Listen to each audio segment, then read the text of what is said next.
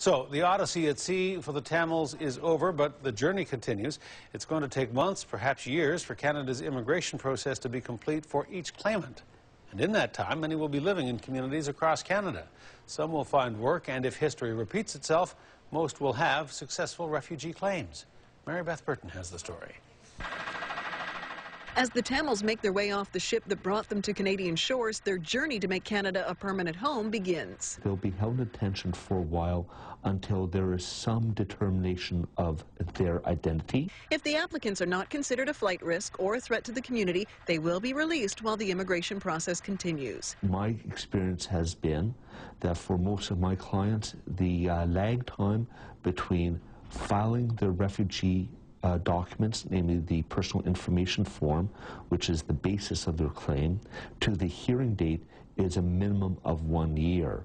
Canadian government policy is not to detain children. Parents with kids on the ship will get priority risk assessments and will be first to be released.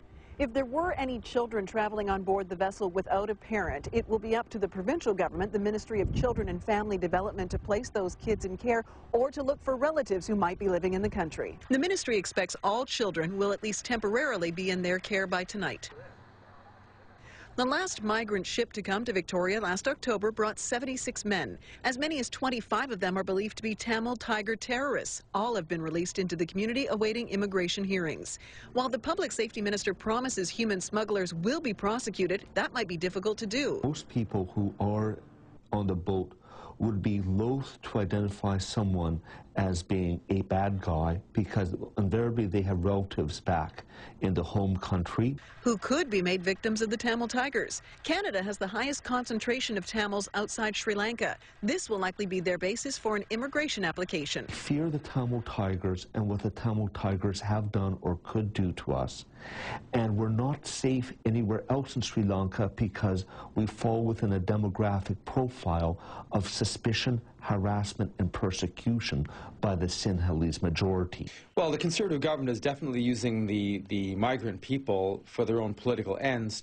Liberal Keith Martin says Canada shouldn't be getting tough on Tamils. It should be getting smarter about immigration. I've asked the government to work with other partners like the United Nations High Commission for Refugees to set up regional processing centers in countries like Sri Lanka so individuals can apply in those countries for refugee status. Martin adds Canada could put political pressure on Sri Lanka so that Tamils no longer feel threatened in their own country. The government in Sri Lanka, frankly, can't continue to get off scot-free. In Victoria, Mary Beth Burton, A News.